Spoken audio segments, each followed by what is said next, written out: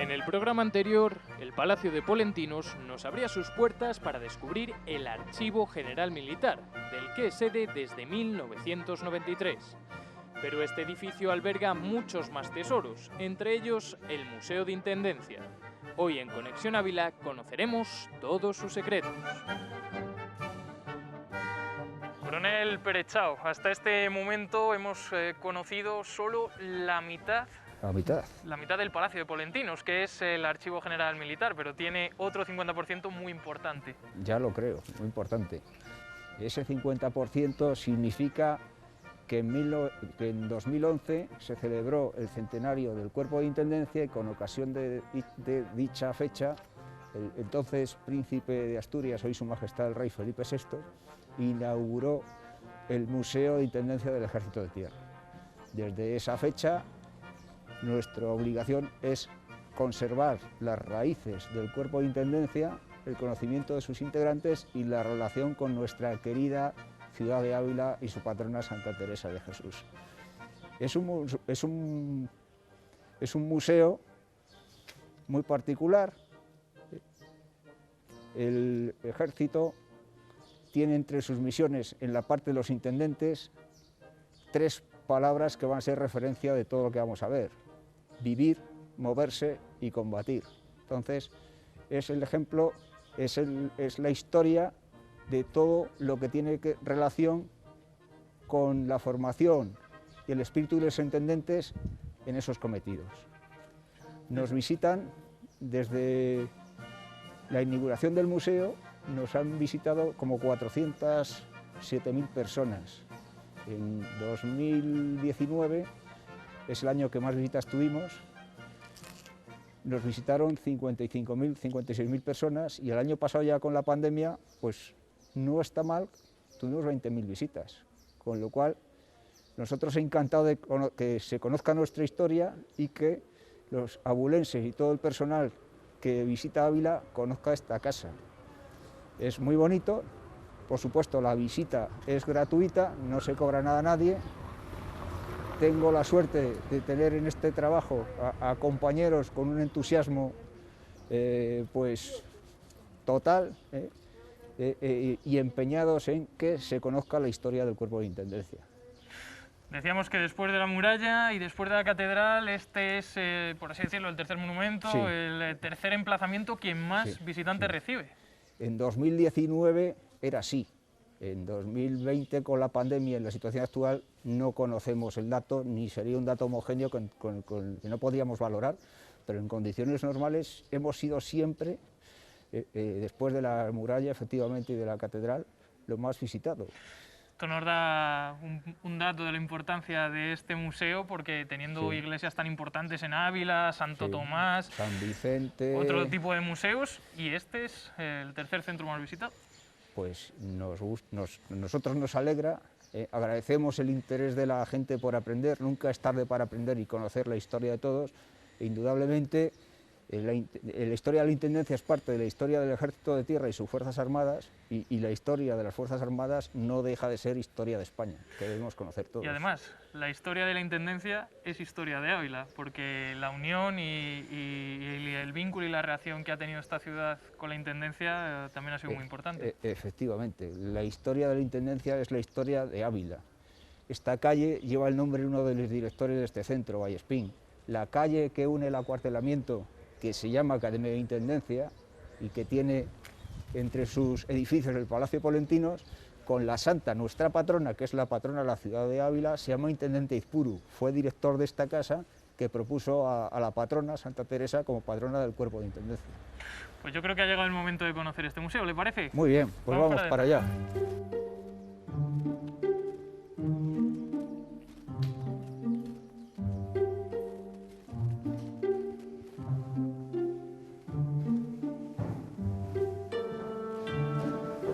Presento a mis compañeros, los subtenientes Alfonso Domingo y José Joaquín Parrón, que son almas máteres actuales del Museo de Intendencia, que nos lo van a enseñar. Nos quedamos con ellos. Muchas gracias. Muy bien, muy buenas. Buenas. Comenzamos en esta sala. ¿Por qué? Sí, porque esta sala es la que tenemos esta bandera del Regimiento de Voluntarios de la ciudad de Ávila, propiedad del ayuntamiento, en la que lo tenemos en cesión, que vamos renovando cada 5 años. Este regimiento es importante porque es la unión de esta ciudad de Ávila con el ejército, ¿no? Su compromiso con la defensa. La bandera data del 1 de septiembre de 1808, en estas guerras napoleónicas, en las que se presenta una defensa para hacer frente a ese ejército napoleónico. Tardarán en entrar en combate y será 2 años más tarde, en 1810, cuando van a defender Ciudad Rodrigo en la provincia de Salamanca. El mariscal de la plaza, el gobernador Errasti, es el que se niega a entregar la plaza al mariscal Ney de las tropas napoleónicas y se hace esa defensa de la ciudad, que aguantarán durante 76 días el asedio, y al final sí que entrega la plaza, pero eso supone que en otras poblaciones se pueda ofrecer mayor resistencia a este ejército napoleónico. Entonces, pues bueno, es un símbolo importante. Este se supone que es el uniforme que llevaban el regimiento de voluntarios. Y bueno, tenemos también estandartes históricos ya del siglo XX de diversas unidades. Y ahora ya podemos continuar hacia otras zonas del museo.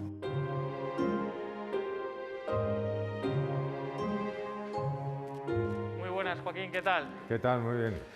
Me sorprende mucho esta habitación porque entre tanta foto antigua, tanto uniforme, tanto cuadro, hay una foto que destaca, ¿no? Por no ser menos simple, sino más transmisora del espíritu. Efectivamente, esa foto que tenemos ahí viene a resumir lo que es el espíritu del cuerpo de intendencia.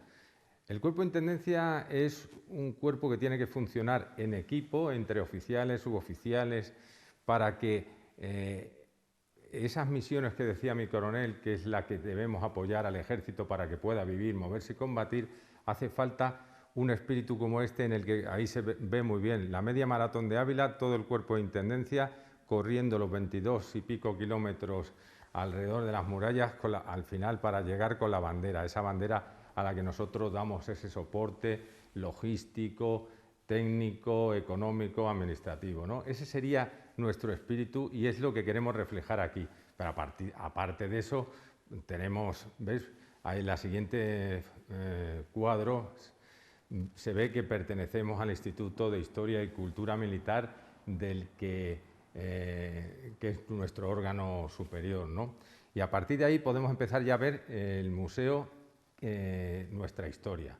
Una historia que, como podemos ver en esta última adquisición de este cuadro del famoso pintor Ferrer Dalmau, en el que se ve cómo se llama Sangre por agua y en el que podemos observar cómo los soldados de intendencia, las tropas de intendencia, este año se va a cumplir 100 años de la campaña de anual, en el que están cambiando su sangre, su vida, por poderle llevar agua a esos compañeros que estaban sitiados en Igueriben y en todas las zonas en las que se desarrolla esa campaña, ¿no?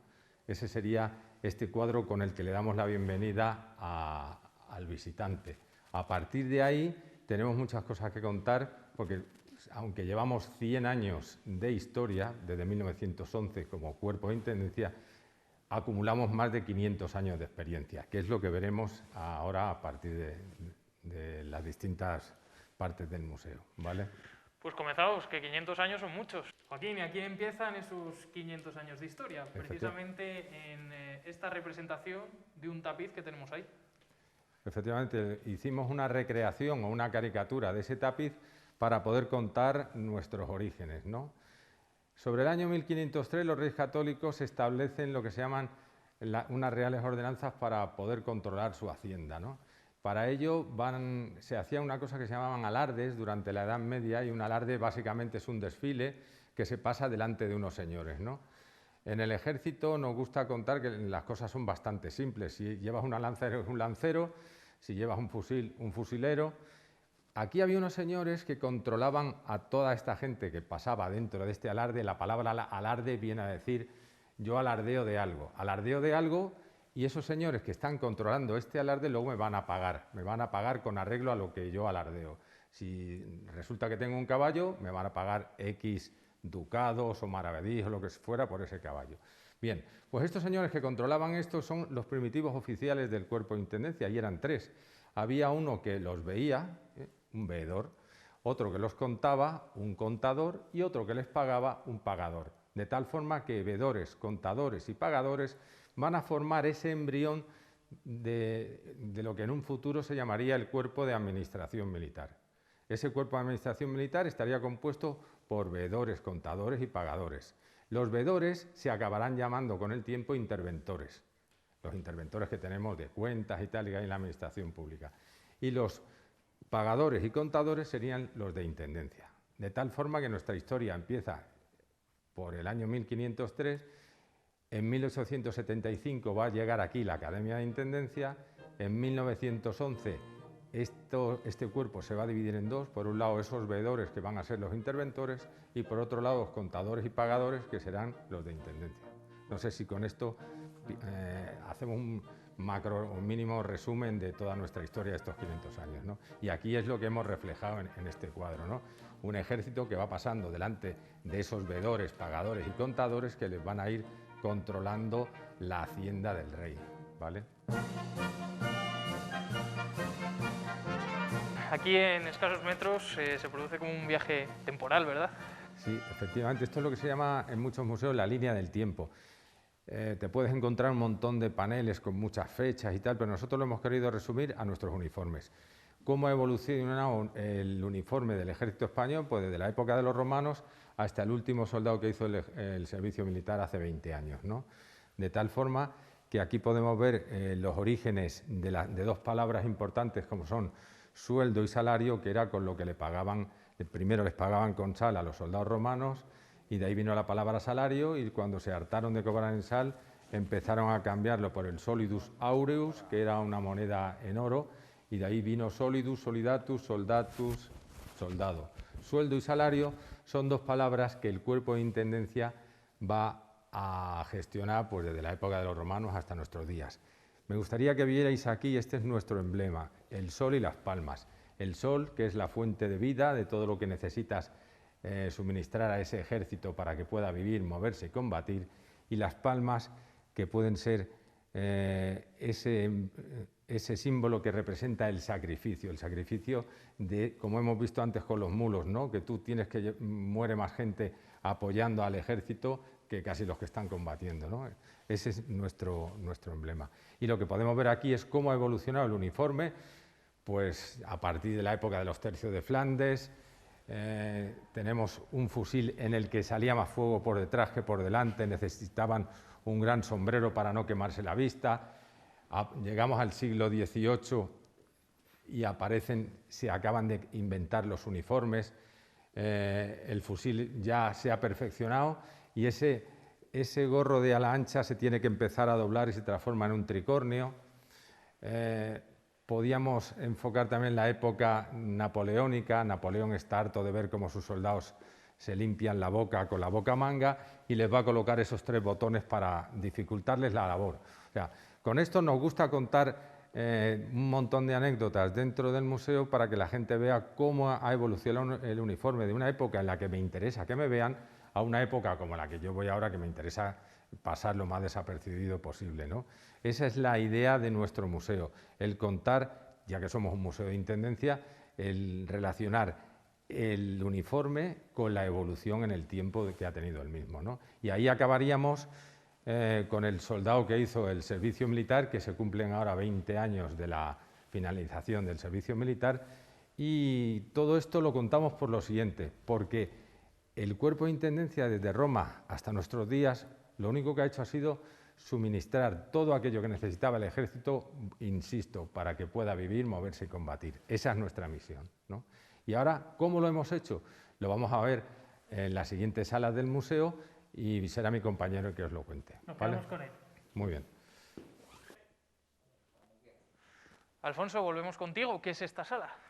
Bueno, pues en esta sala tenemos una serie de maquetas de cocinas de campaña, aljibes, hornos, para poder transportar, pues eso, para poder hacer pan y transportar el agua Y aquí, por ejemplo, en esta gran foto que vemos a estos mulos que van con esas piezas metálicas encima, esos son hornos de montaña para poder hacer pan, ¿vale?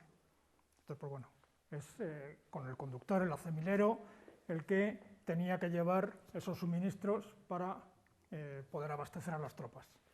¿Se valoraba mucho el pan reciente? Sí, lo más importante no solamente es el poder hacer fuego al enemigo. Lo primero hay que tener el pan, ¿no? El pan es tan importante como la pólvora. Ha cambiado mucho, ¿no? Desde aquellos hornos que se tenían que transportar a las raciones ahora de campaña, comida neofilizada, comida que se puede hacer ahí mismo. Sí, lo veremos ahora en estas siguientes salas, pero sí. Perfecto, pues vamos para adelante.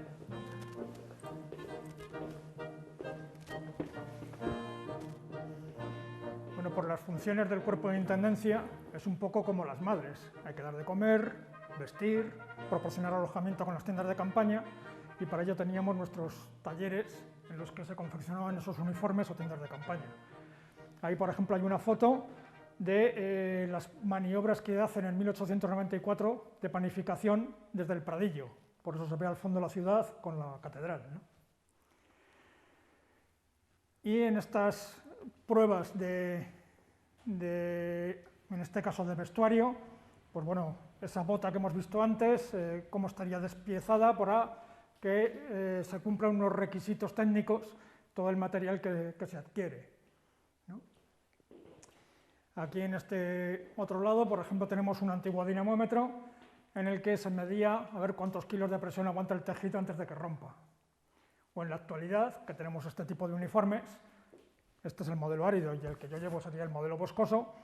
Es así porque los científicos dicen que la retina del ojo detecta peor la silueta para camuflarse con el terreno. Entonces, pues bueno, todo se va evolucionando y se va comprobando. Y ahora ya pasamos a la zona de vestuario, perdón, de alimentación.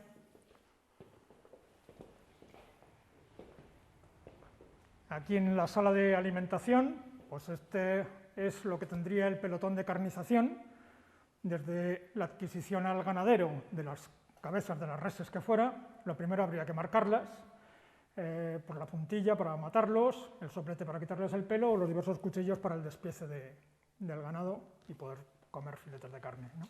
Y hay una foto en la que están haciendo prácticas de carnización. Evidentemente, pues eso, hay que también utilizar las balanzas o este bastón que es para introducirlo en los sacos de grano y verificar que lo que estoy comprando está en buenas condiciones. Maquetas de cocinas de campaña o de una amasadora de pan, ¿vale? Pues eso. Ese horno que hemos visto antes, que era de montaña, pues aquí sería el horno de campaña, ya instalado en un carromato, para poder hacer pan, ¿no?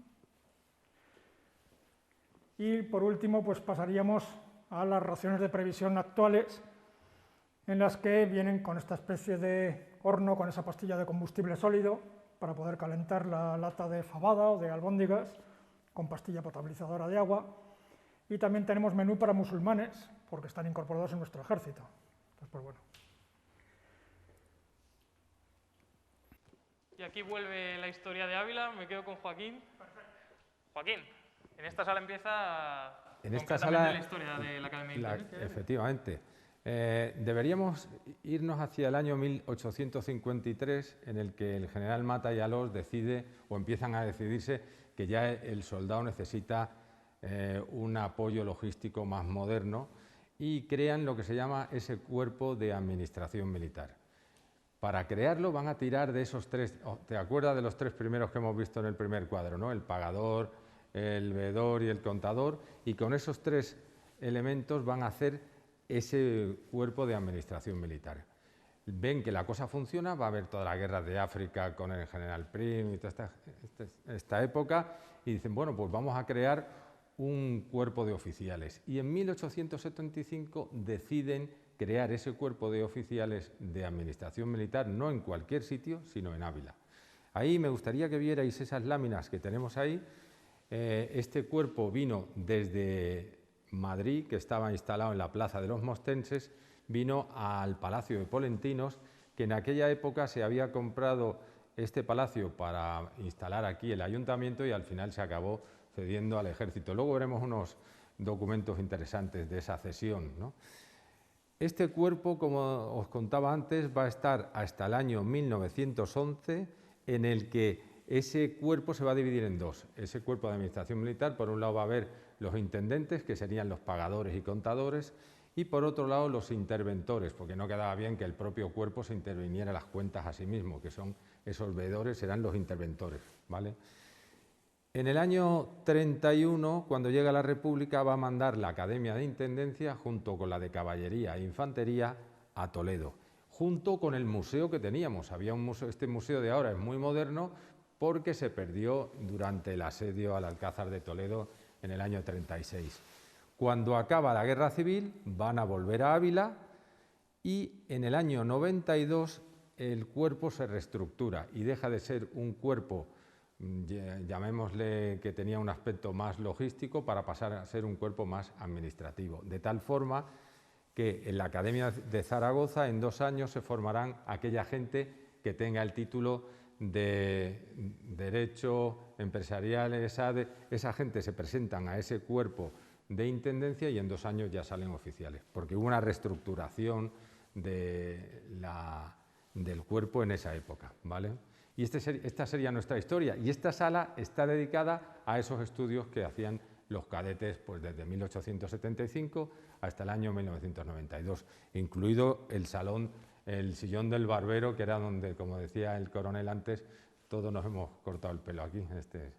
¿Tú te has llegado a cortar aquí el pelo, Joaquín? Bueno, no estaba en este mismo lugar, estaba en otro sitio, pero a la hora de hacer el museo hemos reaprovechado esos elementos que teníamos por ahí, ¿no? Joaquín, en esta sala tenemos muchos de los símbolos que están relacionados con la Intendencia. Además de su patrona, Santa Teresa, importantísima, también esta bandera que tiene mucha historia también. Tiene mucha historia. Me gustaría que viéramos, antes de nada, el general Mata-y-Alós, el que os hablaba antes. Este fue el gran inventor de este cuerpo de administración militar, pero que va a ser un cuerpo solamente de apoyo al ejército. Como es un cuerpo de apoyo al ejército, formado por panaderos, administrativos, acemileros, pues le dicen, no necesitáis ningún tipo de bandera ni nada, porque solamente estáis de apoyo. Durante mucho tiempo el cuerpo va a estar luchando por conseguir una bandera, un estandarte, para poder defenderla, ¿no? Entonces se da la paradoja que en el año 1875, cuando llegan aquí los cadetes, desfilan por las calles de Ávila, pero no tienen banda de música. ¿Por qué? Porque para tener banda de música necesitas en el ejército primero tener una bandera. ¿Qué va a ocurrir para que tengamos esta bandera? En 1908 deciden que para que estos cadetes desfilen por las calles de Ávila y demás, tengamos una bandera, y esta que tenemos aquí sería la primera bandera que le van a conceder en aquella época a la Academia de Administración Militar. Y con esta primera bandera llegaría la primera banda de música militar en el ejército. Para poder rendir honores, muchas veces se dice, rendirán honores con bandera, banda y música. Ya teníamos bandera, ya teníamos banda y música para poder desfilar por las calles de Ávila, ¿no?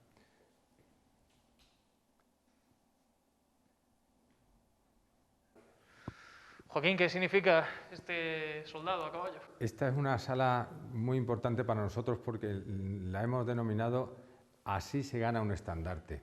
Me gustaría que vierais este diorama en el que, como te contaba antes, las tropas de intendencia, como era un cuerpo básicamente de apoyo al ejército, no tenía derecho a estandartes, ni banderas, ni nada, pero gracias al gran sacrificio que se va a producir del año 21 en adelante, se van a hacer acreedores de ostentar este estandarte que tienen ahí. Ese sería el primer estandarte que le van a conceder a la Comandancia de Tropas de Melilla, y una réplica que se ha hecho en el museo.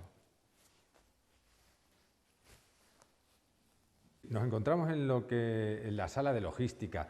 Este era una maqueta de tren el que usaban los cadetes para poder expresarse oralmente de cómo se desarrollaba todo el tren logístico desde la zona de la retaguardia hasta la zona del campo de batalla. Hoy, tristemente, y después de ver las noticias en Siria, en muchos de estos sitios, el campo de batalla se está produciendo más en la zona de población que precisamente en el campo. Pero bueno, esto valía en esa época para ver cómo tenías que llevar munición desde la estación de Ávila hasta un pelotón que se encontraba justo en mitad del campo de batalla. Básicamente es lo que viene a representar esta maqueta. Y lo que ahora hemos visto en pequeñas maquetas y reproducciones también se guarda con mimo a tamaño real, una parte del museo más desconocida que visitaremos después de la publicidad, en unos minutos en Conexión Ávila.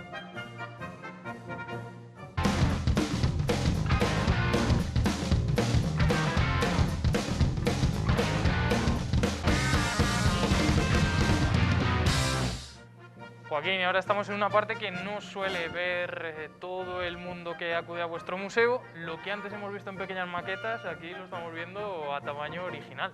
Efectivamente, esto es lo que le llamamos la sala de los grandes fondos, y aquí lo que hemos hecho ha sido rescatar muchos de esos remolques que estaban por ahí perdidos en muchos cuarteles, en jardines, y que necesitábamos recuperarlos para contar nuestra historia, ¿no? De tal forma que podemos contar la evolución de los hornos, desde ese horno que habéis visto ahí dentro, que es un horno de montaña. Ahí tenéis, por ejemplo, un baste real de donde se transportaban esos hornos, este tipo de carromatos para víveres y demás. De ese horno pasaríamos a, cuando ya se inventan los camiones, al 2SFT tubular, que es ese horno de ahí. Claro, justo cuando se inventan los camiones y empiezan a aplicarse a la logística militar, van a empezar a inventarse grandes aparatos como esta amasadora industrial, ¿no?, para poderla llevar. Y de ahí pasaríamos con el tiempo, bueno, esto sería los años 50, 60, luego se van a inventar otro tipo de... Aquí tenemos una lámina donde podemos ver los últimos o los penúltimos gasoroms, que se llaman, los hornos, y aquí esto coincide con unas maniobras que hice cuando yo era sargento en el año 85, y me han valido para ver cómo se montaba el remolque masadería y el remolque horno, y con esa tienda de campaña donde se ponía para poder amasar el pan y que no se te estropeara, ¿no? Con eso cerraríamos el círculo de la panificación. Pero tenemos otros elementos muy importantes, como esta cocina de campaña del año modelo 1917, una cocina que lo único que hicieron en esa época, este es el típico carromato que está compuesto por avantren y retrotren. El retrotren le han quitado el cañón y han puesto unas ollas, y ya tengo una cocina de campaña. Estamos hablando de la Primera Guerra Mundial, de esa época, para que de esas cocinas pasaríamos a aquella que tenemos allí de los años 50, para acabar con la típica cocina militar que toda la gente que ha hecho la mili últimamente o hace 20 años se habrá encontrado en las maniobras con la típica cocina arpa, que es esa que tenemos allí. De tal forma que aquí podemos hablar de todo ese aspecto logístico que hemos hecho a lo largo del siglo XX con nuestros estos elementos tamaño natural, ¿no?